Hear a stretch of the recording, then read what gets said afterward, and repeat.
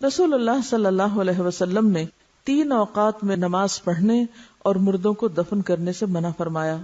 Number 1 طلوع آفتاب کے وقت حتیٰ کہ بلند ہو جائے. نمبر 2 جب سورج دوپہر کے وقت عین سر پر ہو حتیٰ کہ ڈھل جائے. اور نمبر 3 غروب آفتاب کے وقت حتیٰ کہ غروب ہو جائے. یعنی جن اوقات میں نماز پڑھنا منع ہے انہی میں دفنانا بھی. ابن عمر رضی اللہ عنہ سے روایت ہے کہ نماز جنازہ نماز فجر اور نماز عصر کے بعد ادا کی جا سکتی ہے. یعنی فجر کی نماز پڑھ کے ساتھ ہی جنازہ پڑھا جا سکتا ہے. حرم میں عام طور پہ ایسے ہوتا ہے. اسی طرح عصر کی نماز کے بعد بعض اوقات جنازہ پڑھا جاتا ہے. عام نماز منع ہے لیکن جنازے کی نماز پڑھی جا سکتی ہے. قبر گہری کھودیں، اسے ہموار اور صاف رکھیں. میت کو پاؤں کی طرف سے قبر میں داخل کریں. میت کو قبر میں رکھتے ہوئے یہ دعا پڑھیں: بسم اللہ وعلی ملت رسول اللہ صلی اللہ علیہ وسلم. اللہ کے نام سے اور رسول اللہ صلی اللہ علیہ وسلم کے مذہب اور طریقے پر اسے دفن کرتے ہیں. سعد بن ابی وقاص رضی اللہ عنہ نے وصیت کی کہ میرے لیے لحد بنانا. لحد کیا ہوتا ہے؟ بغلی قبر. اور اس پر کچی اینٹیں لگانا جیسے کہ رسول اللہ صلی اللہ علیہ وسلم کے لیے کیا گیا تھا. آپ صلی اللہ علیہ وسلم کی قبر اونٹ کی کوہان جیسی تھی. پھر قبر پر مٹی ڈال کر سب لوگ میت کے لیے بخشش اور ثابت قدمی کی دعا مانگے. جنازہ کے بعد قبرستان سے نکل کر دعا کرنا رسول اللہ صلی اللہ علیہ وسلم سے ثابت نہیں. قبروں کو پختہ بنانے کی ممانعت. قبروں کو اونچا کرنا، پختہ بنانا، ان پر گنبد اور قبے بنانا حرام ہے. جابر رضی اللہ عنہ کہتے ہیں کہ رسول اللہ صلی اللہ علیہ وسلم نے پختہ قبریں اور ان پر عمارت وغیرہ بنانے سے منع کیا. نیز آپ نے قبر پر بیٹھنے اور ان کی طرف منہ کر کے نماز پڑھنے سے بھی منع فرمایا ہے. چاہے کوئی شخص مجاور بن کے بیٹھے یا چلہ کشی کے لیے، سب ناجائز ہے. رسول اللہ صلی اللہ علیہ وسلم نے قبروں پر لکھنے سے بھی منع فرمایا. حضرت علی بیان کرتے ہیں کہ مجھے رسول اللہ صلی اللہ علیہ وسلم نے حکم دیا کہ میں ہر تصویر مٹا دوں اور ہر اونچی قبر برابر کر دوں. ام حبیبہ اور ام سلمہ نے رسول اللہ صلی اللہ علیہ وسلم سے ایک گرجے کا ذکر کیا کہ اس میں تصویریں لگی تھی، یعنی حبشہ کے علاقے میں جب یہ ہجرت کر کے گئی ہیں، کیونکہ عرب میں تو گرجا نہیں تھا. آپ نے فرمایا جب ان لوگوں کا کوئی نیک شخص مر جاتا تو وہ اس کی قبر پر مسجد بناتے اور وہاں تصویریں بناتے. قیامت کے دن یہ لوگ اللہ کے سامنے بدترین مخلوق ہوں گے. رسول اللہ صلی اللہ علیہ وسلم نے آخری بیماری مرض الموت میں فرمایا: اللہ تعالیٰ یہود و نصارہ پر لعنت کرے جنہوں نے اپنے پیغمبروں کی قبروں کو مسجدیں بنا لیا.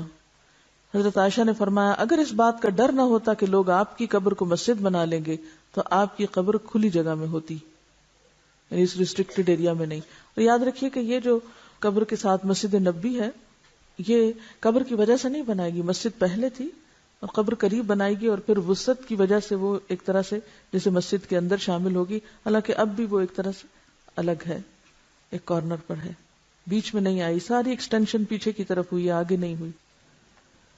رسول اللہ صلی اللہ علیہ وسلم نے فرمایا میں نے تمہیں قبروں کی زیارت سے منع کیا تھا، اب تم ان کی زیارت کیا کرو. ایک روایت میں ہے قبروں کی زیارت موت یاد دلاتی ہے. شیخ البانی فرماتے ہیں نبی صلی اللہ علیہ وسلم نے قبروں کی زیارت کرنے والی عورتوں پہ لعنت کی، مگر اس کے بعد آپ نے اجازت دے دی تو اس میں مرد عورت دونوں شامل ہیں. آپ صلی اللہ علیہ وسلم ایک ایسی عورت کے پاس سے گزرے جو قبر پر بیٹھی رو رہی تھی. آپ نے اسے اللہ سے ڈرنے اور صبر کرنے کا حکم دیا. اگر عورتوں کا قبرستان جانا ناجائز ہوتا تو آپ اس کو قبرستان آنے سے بھی منع کرتے، صرف رونے سے نہیں بلکہ وہاں بیٹھنے سے یا آنے سے بھی. حضرت عائشہ اپنے بھائی عبد الرحمن کی قبر کی زیارت کو گئیں. ان سے کہا گیا کیا نبی صلی اللہ علیہ وسلم نے عورتوں کو اس سے منع نہیں کیا؟ تو حضرت عائشہ نے فرمایا پہلے منع کیا تھا پھر اجازت دے دی تھی. حضرت عائشہ فرماتی ہیں میں نے نبی صلی اللہ علیہ وسلم سے پوچھا جب میں قبرستان میں جاؤں تو کون سی دعا پڑھوں، اور آپ نے دعا سکھائی. تو اس سے کیا پتہ چلتا ہے کہ عورت جا سکتی ہے لیکن کثرت سے جانا منع ہے، ورنہ تو آپ کہتے کہ تم نے جانا ہی کیا ہے وہاں تو کیوں یہ دعا سیکھتی ہو. حضرت ابو ہریرہ سے روایت ہے کہ رسول اللہ صلی اللہ علیہ وسلم نے کثرت سے قبروں کی زیارت کرنے والی عورتوں پہ لعنت فرمائی ہے. اس سے پتہ چلتا ہے کہ بکثرت زیارت منع ہے مگر کبھی کبھار جانے کی رخصت موجود ہے. وجہ کیا ہے؟ آپ صلی اللہ علیہ وسلم فرمایا فزوروها فانها تزهد الدنيا وتذكر الاخرہ، ان کی زیارت کیا کرو کیونکہ یہ دنیا سے بے رغبتی کرواتی ہے انسان کو اور آخرت کی یاد دلاتی ہیں۔ رسول اللہ صلی اللہ علیہ وسلم نے فرمایا مردوں کو برا نہ کہو، جو اعمال انہوں نے کیے تھے وہ انہیں مل گئے۔ ہم لوگ اس ادب اور اخلاق سے بھی عاری ہیں، وہیں بیٹھے بیٹھے شروع ہو جاتے ہیں کہ اس کا چہرہ ایسے لگ رہا ہے، اس کے ہونٹ ایسے ہیں تو اس کا ناک ایسا ہے تو اس کی رنگ ایسا ہو رہا ہے تو اس نے پتہ نہیں کون کون سا گناہ کیا ہوگا۔ حالانکہ بعض اوقات بعض بیماریاں ایسی ہوتی ہیں کہ جن کی وجہ سے اسکن کا رنگ تبدیل ہو جاتا ہے۔ اور ایک بات یاد رکھیے کہ جو شخص یہ کہتا ہے کہ لوگ ہلاک ہو گئے وہ سب سے زیادہ ہلاک ہونے والا ہے۔ کوئی حق نہیں کسی کو کہ کسی کے بارے میں کچھ طرح کمنٹ کرے، یعنی کسی کی تعریف اگر نہیں کر سکتے تو اس کی برائیوں پر بھی زبان نہ کھولو کیونکہ وہ اپنے انجام کو پہنچ گئے۔ زیارت قبور کی دعائیں، جو شخص قبروں کی زیارت کرنے جائے تو وہ یہ دعا پڑھے السلام علی اہل الدیار من المؤمنین والمسلمین ویرحم اللہ المستقدمین منا والمستأخرین وإنا انشاء اللہ بکم للاحقون۔ مومن اور مسلمان گھر والوں پر سلامتی ہو، ہم میں سے آگے جانے والوں اور پیچھے رہنے والوں پر اللہ تعالی رحم فرمائے، اور اگر اللہ نے چاہا تو ہم بھی ان قریب تم سے ملنے والے ہیں۔ مسلم ہی کی ایک روایت میں یہ الفاظ بھی ہیں اسأل اللہ لنا ولکم العافیہ، میں اللہ تعالیٰ سے اپنے اور تمہارے لیے عافیت کی دعا کرتا ہوں۔ آپ نے سوال یہ کیا تھا کہ اگر کوئی شخص کہیں فوت ہو جائے تو اس کو ٹرانسپورٹ کر کے دوسری جگہ لے جایا جا سکتا ہے؟ پسندیدہ تو یہی ہے کہ جہاں کوئی فوت ہوئے وہیں دفن کرے، کیونکہ زمین تو ساری اللہ کی ہے۔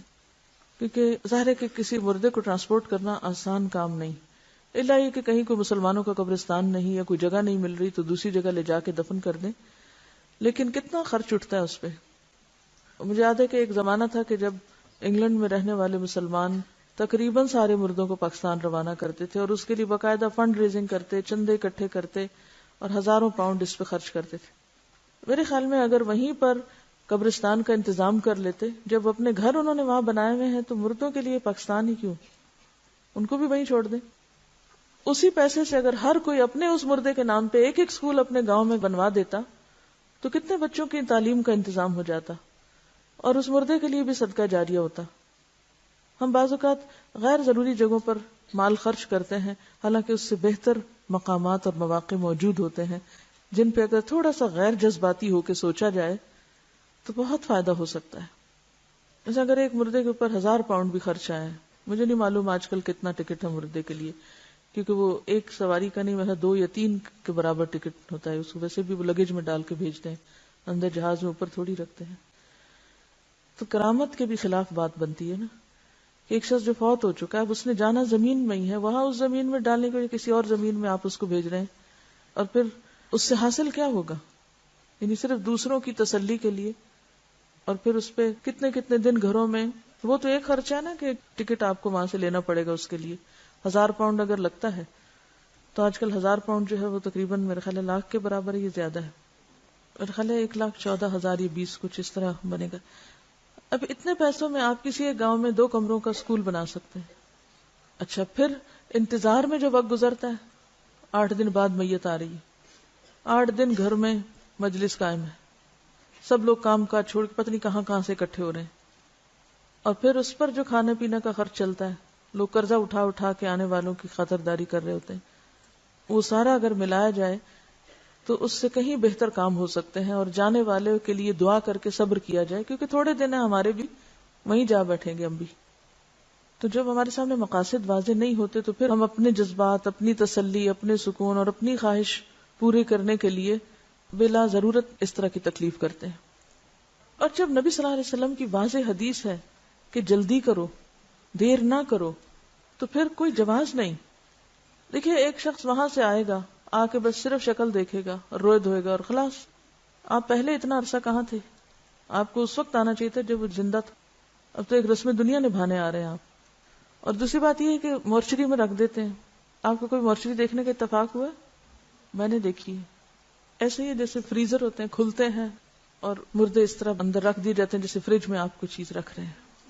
آپ اپنے لیے پسند کریں گے کہ آپ کو مرنے کے بعد فریز کیا جائے اور آپ کو مرنے کے بعد اٹھا کے کبھی کہیں کبھی کہیں، اور بعض اوقات جب وہاں سے ٹرانسپورٹ کرتے ہیں تو آپ کو پتا ہے کہ وہ سارا کچھ اندر سے نکال لیتے ہیں، سب آنتے وانتے ہر چیز، حتیٰ کہ بعض اوقات برین تک کو بھی، اور صرف وہ کھوکھلی سے وہ ایک چیز ہوتی ہے، ہڈیاں چند جو اتنی دور لائی جاتی ہیں۔